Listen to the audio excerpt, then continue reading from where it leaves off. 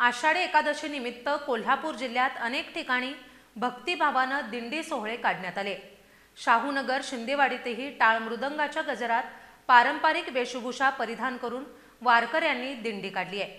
वृक्षारोपणाचा संदेश देत झालेल्या या दिंडीला ग्रामस्थांचा उत्स्फूर्त प्रतिसाद मिळाला आहे।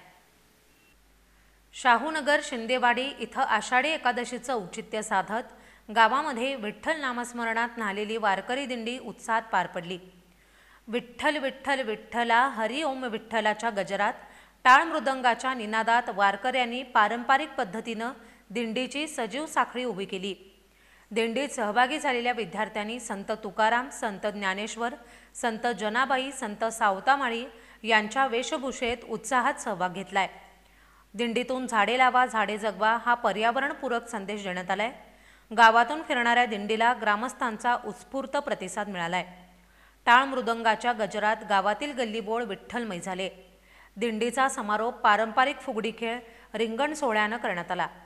या दिंडीत प्रकाश मिसाळ, रामचंद्र इंदलकर, रामचंद्र कणसे, अनिल आरेकर, विलास पवार, ज्योतिराम तेलवेकर, सुनील कोळी, राजू दरेकर, तानाजी कांबळे, भैरा परीट, बाळू पवार यांच्यासह शेकडो भाविक वारकरी सहभागी झाले होते।